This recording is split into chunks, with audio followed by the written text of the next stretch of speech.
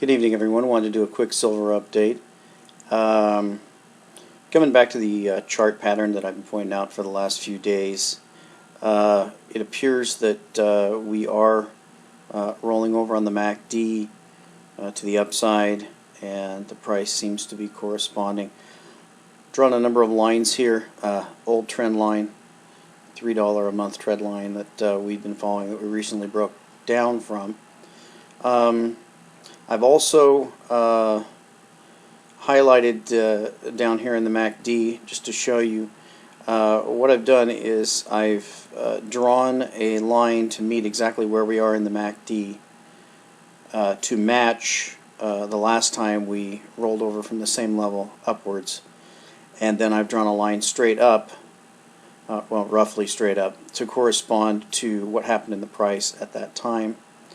As you can see, at this corresponding level of where we are in the MACD the last time, that's when we got a significant spike up, then a retracement, and then a new high. So if the pattern follows, which it doesn't have to do anything, but if it continues the same pattern it's been on for roughly a year, we should see, as we begin to cross over through the zero line on the MACD, we should see either a rally up into the 30s and then back off and new highs, or straight up into new highs. That's what I'm expecting. It doesn't look like we made it back to 28, which was the strong support that I'd pointed out. It looks like people pretty much, buyers came in right here at about 28 and a quarter, and so now we're rallying. So it looks like that was a pretty good buy point, and we may go into new highs from here. Wanted to point out a couple articles came up today. First one is on Zero Hedge. Newt Gingrich pushing bill to allow states to file bankruptcy, allowing them to renege on pension and benefit obligations. What we're talking about here is the threat from that we'll soon see from the Republican majority House of coming austerity. With Newt pushing for this, there was a quick reaction. Sure enough, the response has been fast and furious. State and union officials vow to fight the bankruptcy initiative, which they fear would undermine the state autonomy used to reduce promised benefits to government workers. And they go on and on and on. But we're starting to see the pattern here that I've been warning about. As I've been pointing out, the riots that we've seen all across Europe, you have to keep in mind, these are government workers. These are people feeding at the public trough, and that's what you're going to see here. Recently we saw this violence with this nutcase in Arizona.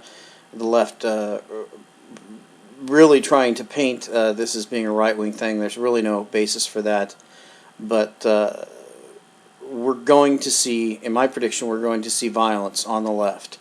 As they begin to be cut off, it's going to have to be bankruptcy, or they're going to be cut. Either way, it doesn't matter. They're out of money. We've gotten recent reports about unemployment, and of course the government figures there's no basis. We can't rely on those figures. There are a couple of statistics that you can rely on. One is a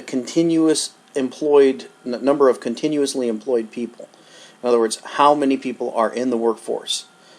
That number has consistently fallen and is still falling, so there is no uptick in employment in that area. The other number they can't really cook is state tax revenues, which come directly from state income tax, which comes directly from people's income, which comes from their jobs. And that has been continuously falling. And as we see, this pension crisis, state crisis, it's not abating in any way. They declared that the recovery was on, the recession was over in June 2009, and that just really appears to be a flat-out lie. The government's just doing everything they can to paper over this slow burn that's happening to the economy.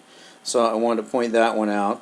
I'll go ahead and link all these. Another one is Just today, posted on Zero. Oh, actually, no, this is an older one. I wanted to point out that just came to my attention today. This one poster is, and he's referring back to apparently a email sent out by GATA to their members, but referring to Mike Zielinski. Gold and silver blog has uncovered another telling sign of the increasing desperation of the U.S. government's campaign to suppress gold and silver prices. Zielinski reports that new legislation passed by the House and Senate, H.R. 6162, the Coin Modernization Oversight and Continuity Act of 2010, which awaits a signature by President Obama. Current law requires the Department to mint gold and silver coins in quantities sufficient to meet public demand. Now, the new language in the new bill is in quantities and qualities that the Secretary determines are sufficient to meet public demand. This little new word here, qualities. So they're speculating. Are they going to dilute the silver? Are they going to shrink the eagle? Are they going to make some change?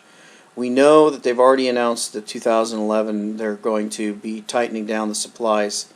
So this may be another indication that they're going in that direction. One more article I wanted to point out appeared on Zero Hedge. India offers to pay for Iran oil with gold. Now this is huge. We know that recently China and Russia cut a deal that is going to, the sales of Russian oil for whatever Chinese manufactured goods is going to be denominated in the renminbi or the yuan, whichever you prefer to call it. So here's two instances now where the petrodollar is beginning to erode.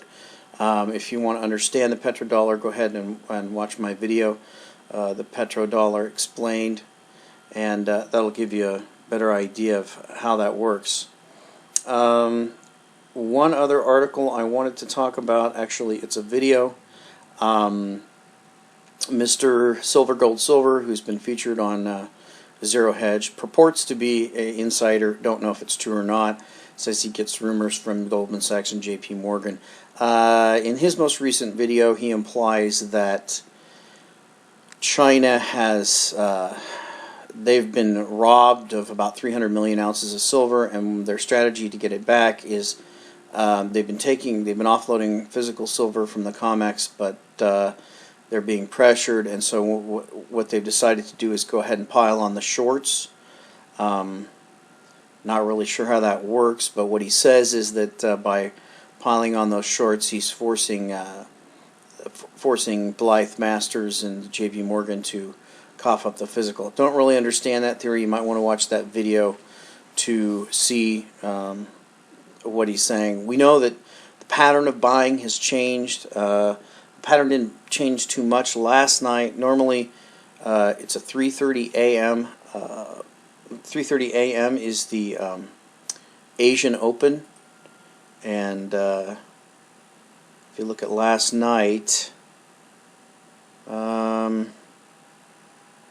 let's see, where are we on the chart here? Looks like this is the access market. May have to pull it out one.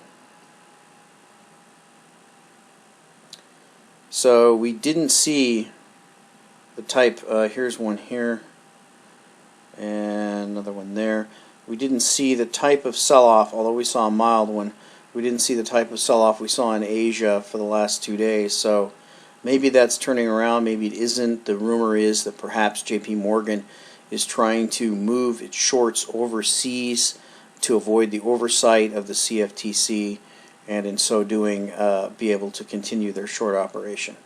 Don't know if that's true, it's just speculation. Have to decide for yourself. So once again, take a look at the silver chart. It does appear that the MACD is moving to the upside, and that's a positive. We're at 29.15. There's not a lot of resistance in here.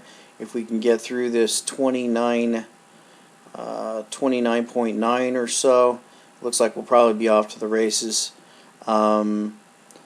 Pull it out to the 8 hour to see if we're rolling over on that, and we seem to be approaching a crossover on the 8 hour, And as you can see, that puts us all the way back to February, last February. So we're getting near to a year. So that's oversold for an entire year. So we could get a very strong breakout into new highs. I'm expecting 35 to be the next move, but we'll just have to wait and see. Talk to you next time.